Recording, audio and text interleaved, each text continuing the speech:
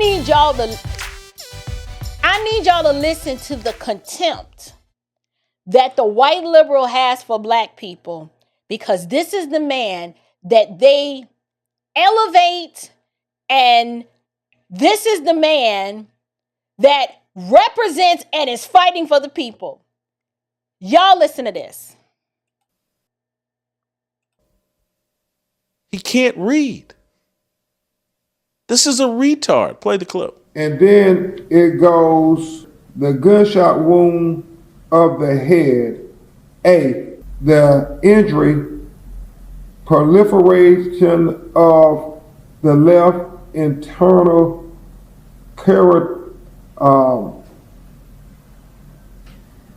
subra. Now I'm looking at this word because I know it's not subdural artery, but it's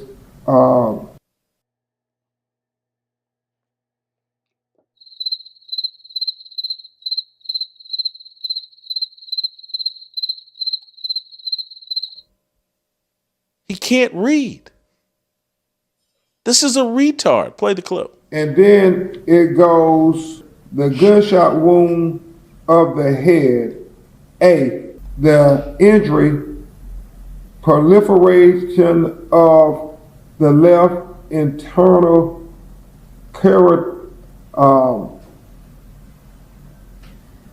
subra. Now I'm looking at this word because I know it's not subdural artery, but it's Y'all see her face? She's like, I know you lying. He can't read. I got to go back. You need to look at her face. Even she knows. She's like, I know you lying. This is your guy. She like, y'all done trusted. I done trusted my life in the hands of this man. Look at her face. She like, he done looked and blinked and was just like, come on. I think I can. The reason why I showed this, y'all, this is the contempt that the white liberal has for black people. Y'all don't believe me? Listen, the white liberal will gladly pay someone as dumb and ignorant as Ben Crump to run past interference and to push their agenda, because they know the bar is so low. And the standard of credibility is so low that you can get anybody look, this man is practically educable, mentally retarded. But they can put him as the face and the spokesperson for civil rights, and black people will buy it. It's almost like this is the elephant in the room. This lady sees it. This young man behind him sees it. Everybody is like, y'all, Ben Crump ain't that smart. He cannot read. It's an older clip, but he still can't read. He still cannot articulate his thoughts in a winsome fashion. You don't know what he's saying half the time. He sound like I was going to say one generation removed from being a slave. No, he sound like he still live on the plantation. That he has not graced the halls of an academic institution a day in his life. And he's an attorney. He's an attorney. This is the contempt. They will posture him and like, we really don't have to get anybody good. Forget a Adam Clayton Powell type or a Thurgood Marshall type. No, we gonna scrape them from the mud. And we gonna dangle a little change. They will do something strange for some change. And this man can enter and go into a black church, appear virtually, and be received with an arousing round of applause. I was like, you white liberals are so low down, but you black folks ain't no better, because there is no way. This is how low the standard is. The bar, listen, My dog Timber might as well at this point pass the bar, and we gonna put him out to represent somebody. Listen to this clip. These were three young white men. Nolan was the only young black man, and Reverend Bryant. Had the roles been reversed, we know this investigation would be going differently. It would be like First 48. They would be interrogating those black boys. I mean, just think about it. 3 black boys and 1 white boy, and the 1 white boy end up dead. We know what kind of investigation this was, and that's why we want the same investigation for Nolan Wells now that the facts were reversed. What we are doing, and we're asking for everybody help who can help us, and so many people around America have helped us because they look at Elmore and they look at Christine and they say, but by the grace of God, that could be my child too. And so we are asking everybody who can to try to help support them in the GoFundMe, because we don't have a Department of Justice. Normally, Reverend Bryant, you know, when we were doing Michael Brown, when President Obama and Ferguson, the DOJ came to help. When we were doing Breonna Taylor and President Biden, the DOJ came to help. But in this administration, the DOJ isn't going to offer any help to Nolan Wells. We have to do it for ourselves. So we're trying to hire as many investigators as we can. We got an independent autopsy thanks to Colin Kaepernick. We are trying to get meteorologists because... Did y'all hear that? Yes, there are some things and some statements that he said that I need to engage with before. The last statement he said, y'all missed it. Oh, we gonna play it again. We gotta play it again. Did y'all hear what he said? Listen. We are trying to get meteorologists. What we trying to get, Ben? We reading weather vanes. This man said we're trying to get meteorologists.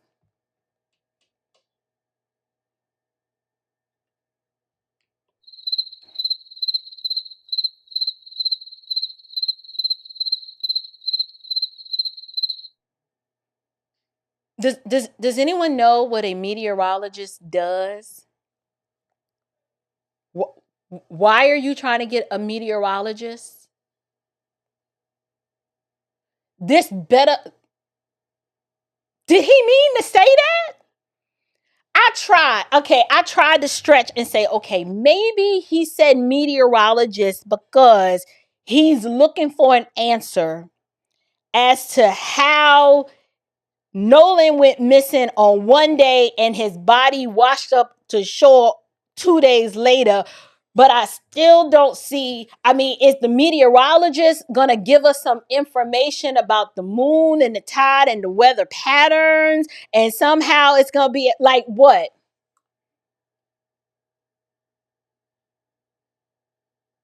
Did he mean meteorologist or did he mean something else? Y'all tell me, because clearly I'm the black and slow one. This man said meteorologist, and when I heard it, I said, what? Why would the meteorologist be involved in this case? What are they gonna do? Maybe I'm just a C student, and I get it. It's above my pay grade. Forget the fact that this man sounds like the drunk homeless person in front of the gas station that got the story as to why he don't want you to take him to get something to eat, but why he needs the money. That is what he sounds like when he's speaking. He did say pregnant Biden. He sure did, Ruth. He said, and pregnant Biden. And, you know, when we had Michael Brown and the Obama administration and pregnant Biden with Breonna Taylor. But you know what? You're right. And it was determined that hands up, don't shoot was a lie. Obama put the full weight and force of the DOJ behind it, and the outcome was still the same. It was a race hoax. Same thing with Breonna Taylor. Yes, Biden rushed in, pregnant Biden, rushed in, and the outcome was still the same. Donald Trump's not an idiot. He sees right through you race hustling Negroes. He like, yeah, look, Cash Patel, you got to work that out. He ain't about, But even still, now if I was Trump, I'd be like, let's let the local authorities handle this. But he still lied. How do we know? The FBI has been involved from day one. That's federal. So why is he pushing this narrative that we ain't getting no help? Wait, I thought the white man was so racist, but you want his help. Like, which one is it? You come and you're going, you're coming, you're going. Pick a daggone struggle. You have your independent investigation. So your investigation will be compared with the local authorities' investigation in conjunction with the FBI. What you need Donald Trump involved for other than the virtue signal? He's not going to do it. Okay. He sees what this is. This is your Democrats' midterm election interference campaign. So he's letting you do what you always do. Make fools of yourself.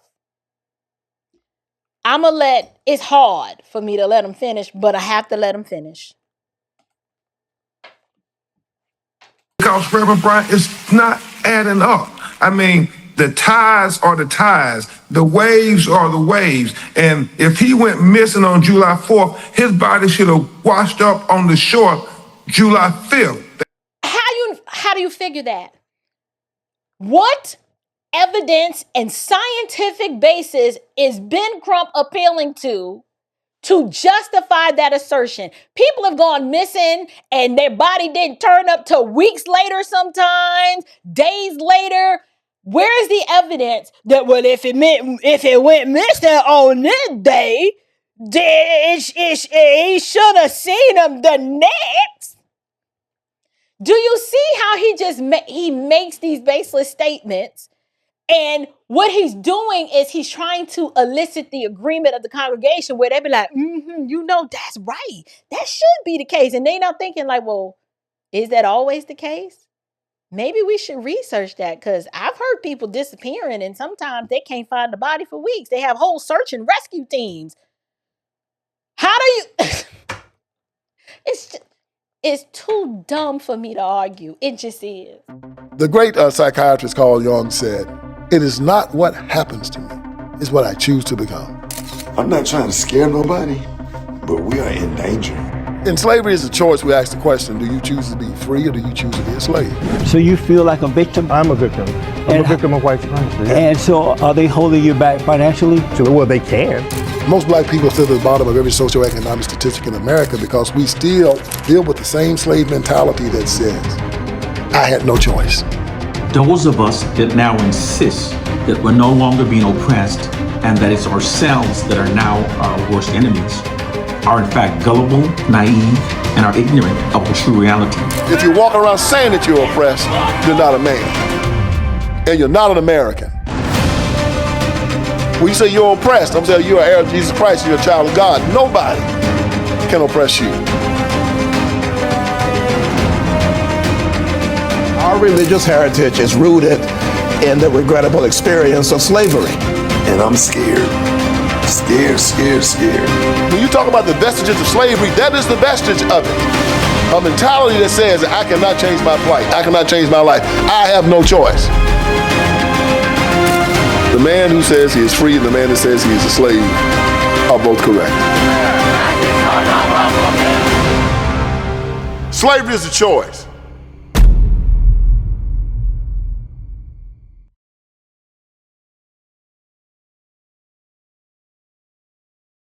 They should have been able to see his body on July 5th. So why is it his body does not show up on the shore until July 6th, 2 days later? So it's a lot of things. We have to dot the I's. We have to cross the T's. We have to turn over every rock, because I know that if this was your child, you would want everybody to help you get the answers. We're in a ferocious circle. You are absolutely right.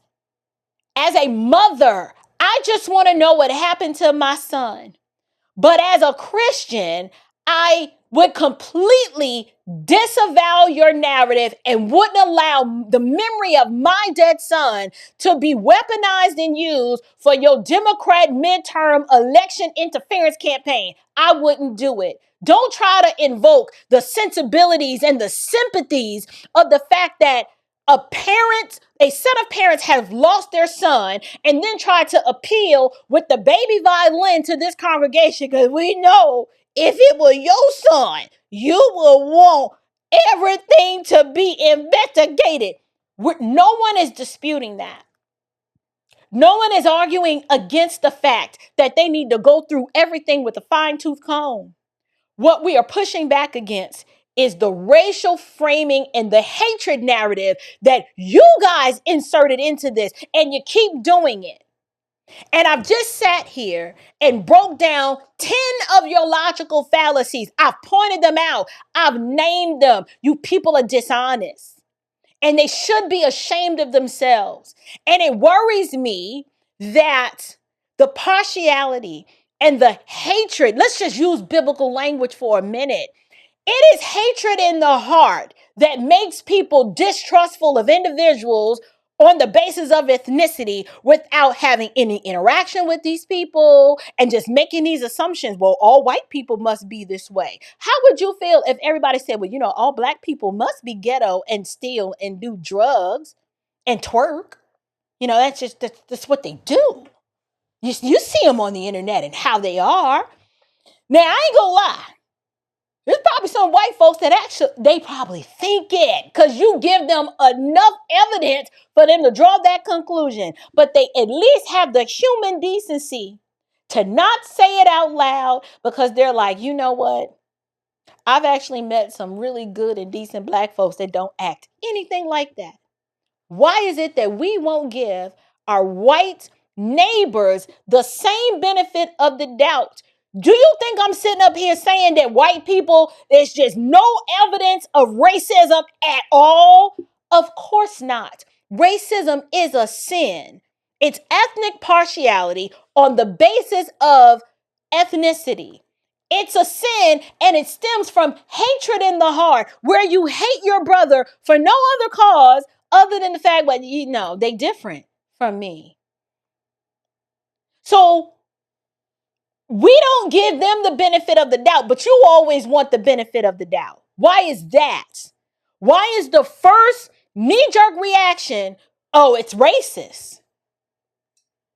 They need to start flipping it on y'all and watch you crash out. Why are they saying we racist? Well, what other conclusion are we supposed to come to if at every turn you claim you wanted equality and wanted to be judged by the content of your character? Well, we're doing that now. We're doing that now, and we're still coming to the same conclusion for some of y'all. That your character is trash and has nothing to do with your color. Judge me by the color of my skin if you want to. You'll end up underestimating me at your peril. Your character will always be judged whether you wanted to or not. And in this instance, I'm making judgments, sound judgments, based on the pattern recognition, and we have a long list of behaviors from these individuals that they demonstrate that they are racist and that they are anti-God and that they are anti-Christian, and they never preach forgiveness. They never preach healing because they're too busy stoking the division that precludes any sort of racial restoration or healing to take place. They don't want it healed. They don't want it ameliorated because then they won't have anything to raise money on. So they got to keep it going. Notice how he emphasized 3 white men and 1 black man. He wants you to imagine a race-reversed investigation claiming, Trump's DOJ won't help. Then the appeal for the money. They need you to dig deep. They got to raise money off of this. They start invoking Michael Brown and Breonna Taylor and all of the fundraising before the investigation is even complete. We don't even know what we're giving to. We're just giving because they need the money. What they need the money for? Well, they need the money because it's racist. And so this is the iron triangle at work. Crump is not a politician, but he operates as a political operative, but in a judicial sense, because he represents an arm of the law. I don't know how it happened, but he's an attorney. They just giving him out. Anybody, if he look. Anyway, here's what they're doing. This aspect of the iron triangle, Ben Crump is recruiting this aspect of the iron triangle's influence, Jamal Bryant's influence.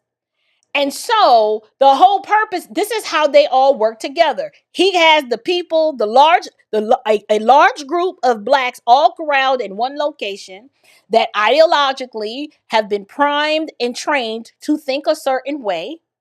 Of course, he was going to show up on Sunday and spout this racist Marxist manipulation and incantations. That's what they do. Then he announces, we want to fight in the court of public opinion. Really? Is that where justice is measured out? Is that where justice, attorney, counselor? Is that where justice is adjudicated in the court of public opinion?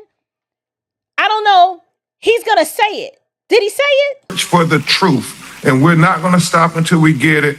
And Reverend Jamal Bryant, just like in all those other landmark cases where you used your influence to help us get justice, where we fight not only for truth in the courtroom, but we fight for truth in the court of public opinion. We need you yet again, New Birth. We need you all to help us get justice for Nolan Wells. God bless you, and I thank you so much. So, I just told you. Since when is justice meted out in the court of public opinion?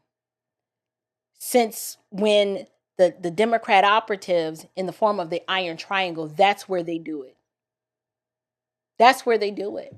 Crump didn't enter a courtroom with evidence. Where did he choose to go? He entered a church. He entered a church with a fundraising link, and it came packaged in a complete political narrative. Where's the lie?